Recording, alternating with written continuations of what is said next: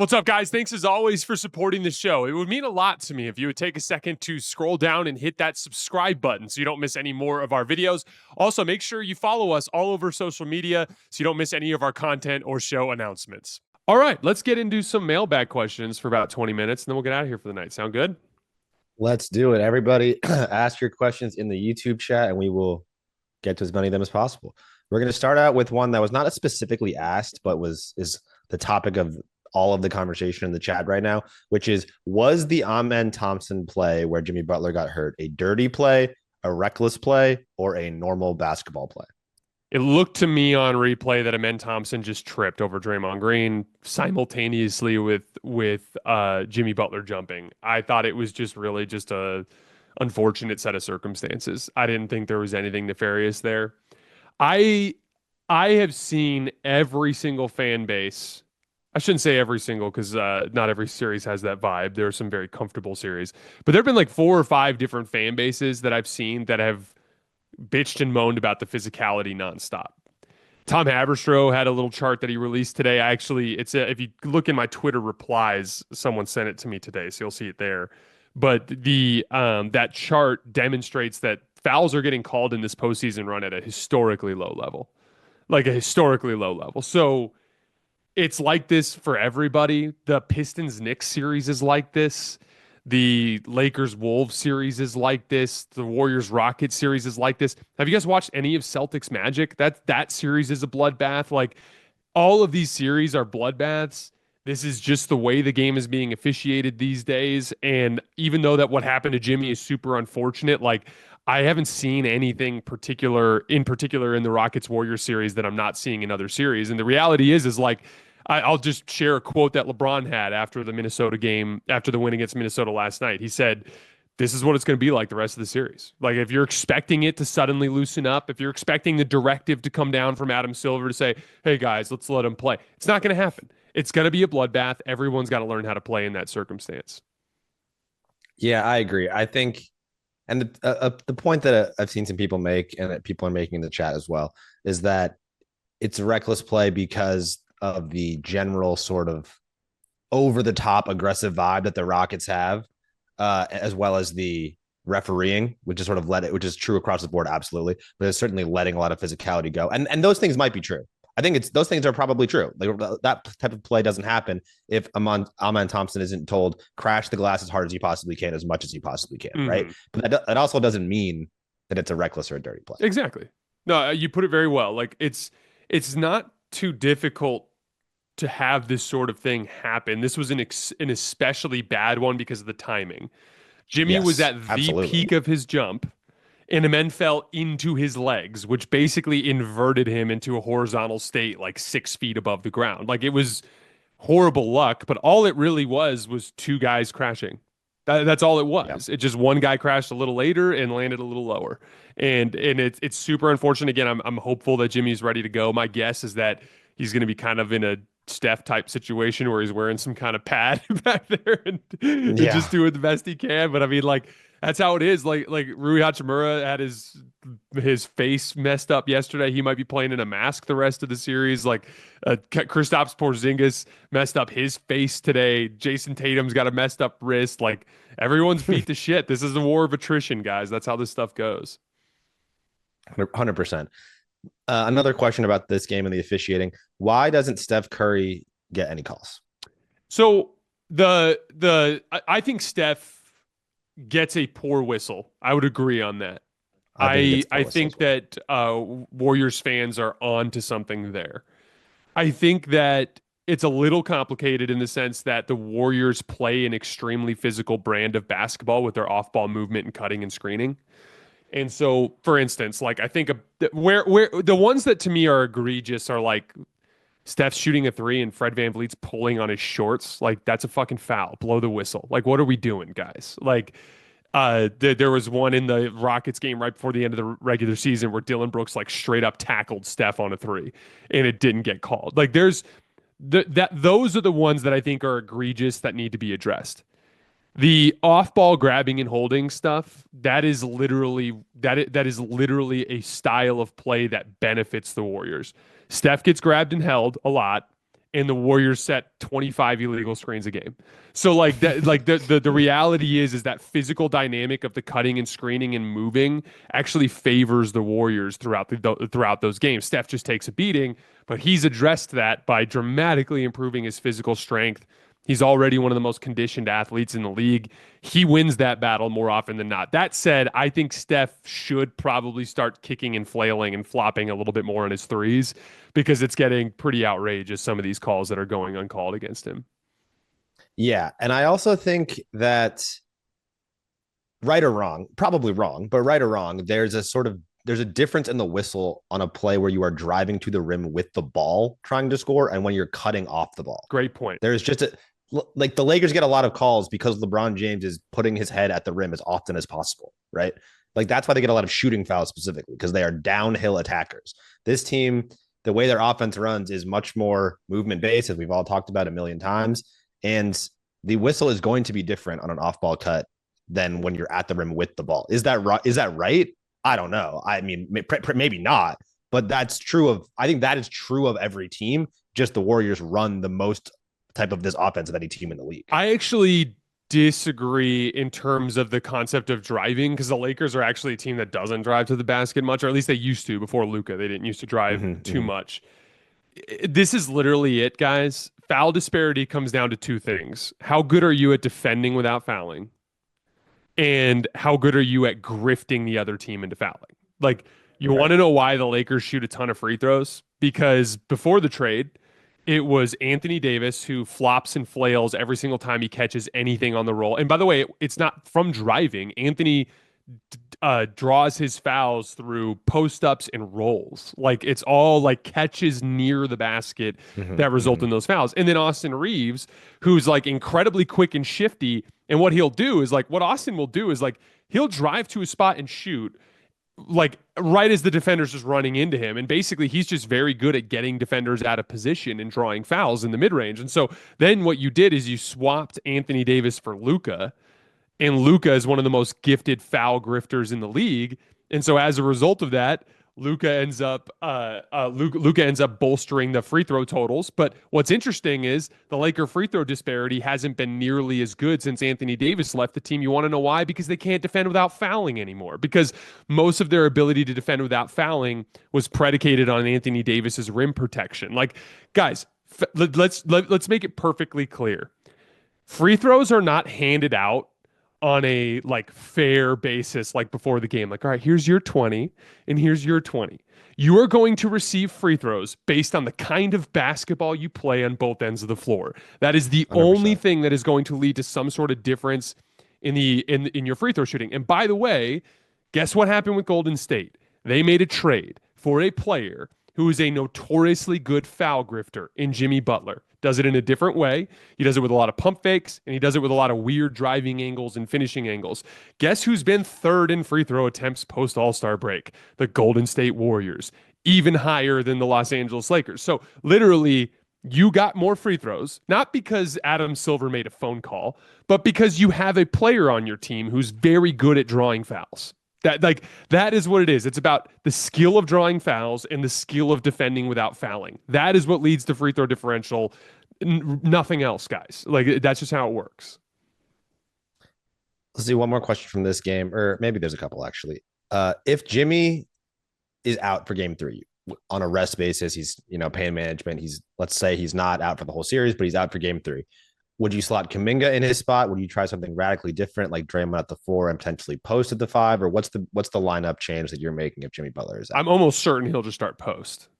I got to assume that's especially after how well he shot the ball tonight.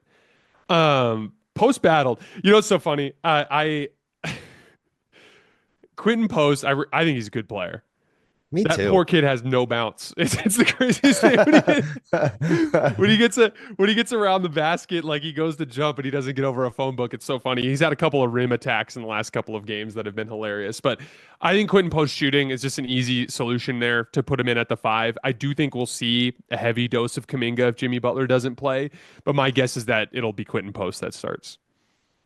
I agree. And I think that, Draymond is obviously the best individual defender option on Alperen Şengün, but Draymond has so much value as a roaming defensive player also, and being able to stick him on Amen Thompson, it's not the same sort of solution you're looking for when you just guard him one-on-one with on Chingun, but it's going to create some more different kinds of challenges for the Rockets offense, I would guess. I do think that Golden State can beat Houston at home without Jimmy. I I think I so flat too. out think they could. I think they could win both games without Jimmy if they needed to.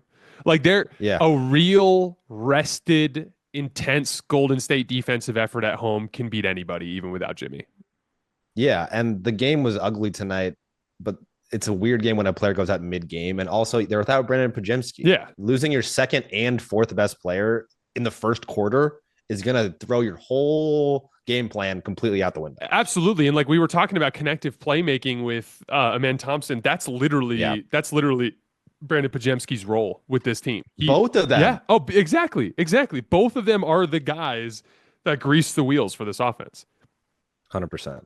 One more Rockets related question. This is I think a good self-aware Rockets fan who doesn't have illusions of grandeur. How many years away are the Rockets from being legitimate title contenders? It's a very reasonable question. I think Şengün is so good, and I think that their defense is so good that they are one legitimate, reliable shot creator from being a legitimate top tier contender. The Rockets ripped off what I think was probably, I'm actually going to pull this up because I want to read it because it's so impressive to me. But the Rockets pulled off probably the most impressive stretch of regular season basketball I've seen in the last few years earlier this year. In a stretch of wins, they beat, they beat Minnesota. This is in starting back in November. They beat Minnesota. They beat the Thunder. They beat the Clippers. They beat the Warriors. They beat the Lakers. They beat the Cavs twice, then the Celtics. Like they were just ripping through good team after good team. And the only thing that was really missing as I watched them this year, just to take it a step further, like what were the Warriors without Jimmy? The Warriors without Jimmy this season were a mediocre 500-ish team that would have been closer to the Sacramento Dallas tier, right? Jimmy Butler vaulted them into contention. Why? Because if you looked at their roster, they were extremely deep in all these specific areas. They had the top tier superstar to hold it all together. By the way, Steph continues to look fantastic. That shooting run he had there in the late first half was really fun to watch. But what do we have is this gaping hole, the secondary shot creator. You address that with Jimmy Butler and you turn a mediocre 500-ish bottom of the play-in type of team into a team that I believe is a legitimate championship contender. And if you go on DraftKings right now, they're the fourth championship favorite. It's literally it's the three teams at the top, and it's Golden State. So that is what happens when you fill a specific hole. Going back to the Rockets specifically, I like Şengün as a screen partner, as like a high post playmaker, a guy that can attack from the post and just do a ton of damage in the middle of the floor. They are just missing a primary ball handler that can consistently set them up with advantages in the half court. If they got Kevin Durant, like I think they would literally immediately be one of the top tier contenders in this league, as long as they didn't have to offload any of their specific, foundational defensive talent. But they have the draft picks to do it, to be able to pull that sort of thing off. Yeah, I agree. I think Kevin Durant. I mean, the West is pretty strong already after the Thunder. I don't know if that automatically puts them on the same level as the Thunder, but I would not be unhappy if someone said they're the second best team in the West with Kevin Durant. Like they're already. I mean, they have the record. The regular season, they were the second best team in the West, but I think collectively we can all agree they're not the second strongest title contender in the West. I think there's an argument to be made if you add Kevin Durant to this team. Maybe they got to unload a few guys, but keeping Şengün, Amen Thompson, presumably Fred VanVleet as well, then that's a legitimate title contender without question. No, I agree. And like there's certain things that are up in the air in the sense that like we don't know what Golden State's going to get this summer. We don't know what the Lakers are going to get this summer.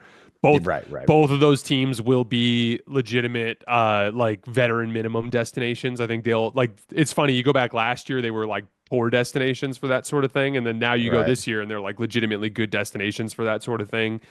Obviously, who knows what's going to happen with the Spurs.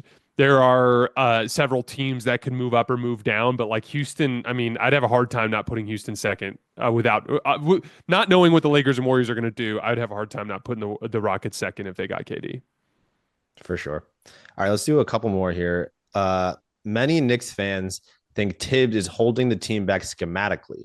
Do you think this is true, or are we overreacting? Now, I will say there was no specific about what schematic thing they're accusing Tibbs of, but question stands. So first of all, specifically, I just want to quickly go back to really quick follow up on the Rockets KD thing. Yeah, One of the things that's missing from the Houston roster is rim protection, like old school, super tall yeah, rim yeah. protection. And KD would also be a force multiplier for their defense in that way. That, like, you can imagine the ability to deploy Şengün at the level better because of KD on the back line as a guy at the rim. Just a little extra shot there. But on the Knicks Pistons front, when I'm watching the film, there's just it really is just they're getting good looks and guys aren't knocking him down. I did think that they misused Cat in game two.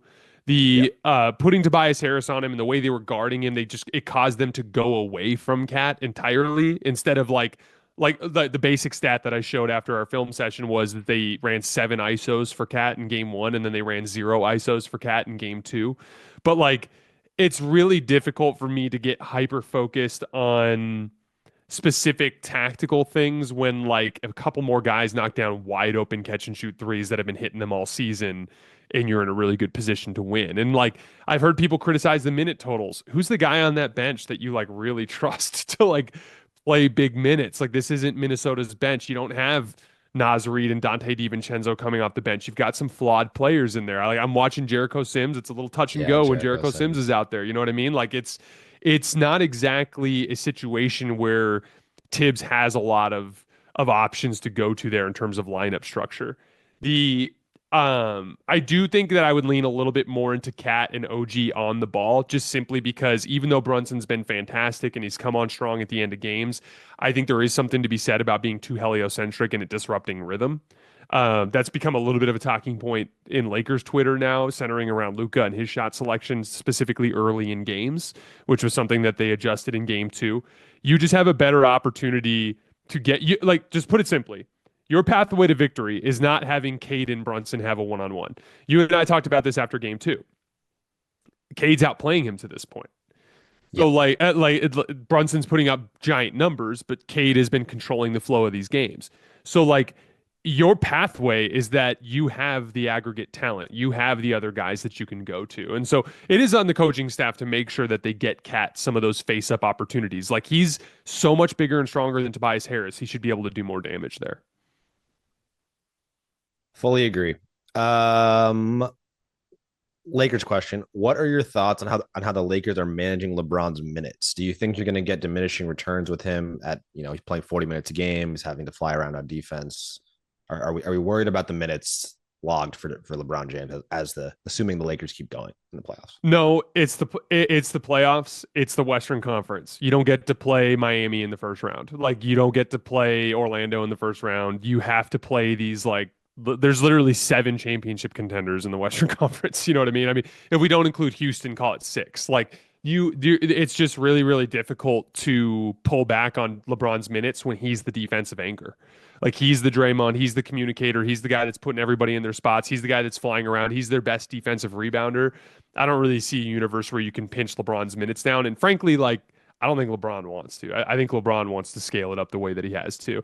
And honestly, like for both of these teams, Golden State and the Lakers, like you survive Houston, you survive Minnesota, you're probably not going to run into a more physical team at any other point in the postseason.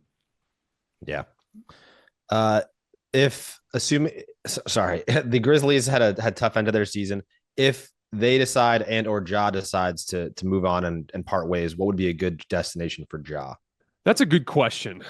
Let's take a look at the standings here.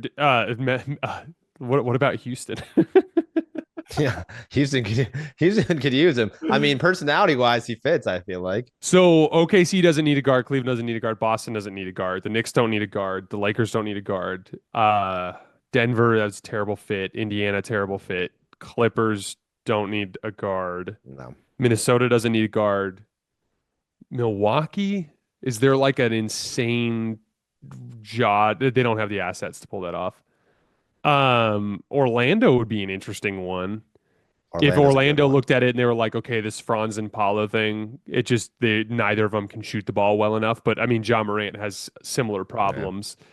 Um, What about like a Trey Young Atlanta type of conversation? That would be an interesting one. Sacramento seems like the kind of team that would throw a bunch of assets for John Morant. I don't Yeah, Sacramento playing point guard, spin the wheel. exactly. We already got Wemby a guard with De'Aaron Fox. Brooklyn? What about Brooklyn? Brooklyn's fun. I mean, Brooklyn's being going to be linked to everybody this summer. The Giannis reports are already swirling. Yeah, Brooklyn I think is one that makes some sense.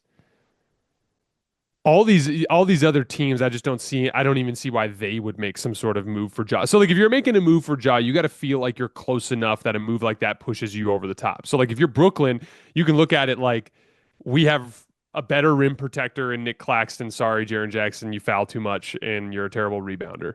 But you have rim protection with Nick Claxton. You've got spot up shooting. There's a lot of youthful exuberance and athleticism there. Brooklyn, I think Brooklyn is the team that's standing out to me from the standings. What do you think? Yeah, I like Brooklyn. I think that's a good one. I had this thought, and now I'm kind of a galaxy brain take that I actually don't know if it works. But I was wondering if there's a world where there's a Phoenix Suns move in there. If there's a Brad, because the Suns are making moves. I'm wondering if there's a KD trade or a Bradley Beal trade. But ultimately, I don't think you're trading for Bradley Beal. What do you have, Desmond Bain? So Yeah, probably dude, doesn't fly with. it looks bleak for Memphis, man. Because It it's looks bleak like for Memphis. Ja is the one guy, as I've talked so much this season, he's the one guy that has legitimate superstar upside, but he hasn't Yeah, gotten any better in 3, 4 years. yeah. Desmond Bain is like perfectly fine. Like I actually like Desmond Bain's game. Me too. Every Me time I too. watch him, I like he's a intense competitor. He defends a lot better than people give him credit for. He is like a awesome off-screen player, but he just has a certain limitation as things get a little tougher. And then Jaren Jackson is like I've watched Jaren Jackson play games where I'm like, oh my God, no one can handle this guy. Like I remember the game in Boston earlier this year when he was just hitting hook after hook after hook, and it's like he is just eating these dudes alive. Yeah, But he in certain games just doesn't see the floor well and can completely disappear offensively. He's super foul prone. He's nowhere near as good defensively as his reputation would lead you to believe. And then like Jalen Wells is a good like Memphis gets a lot of good useful young players like that, but he's not the 3-and-D guy that Dylan Brooks was, or D&3 guy that Dylan Brooks was, I should say.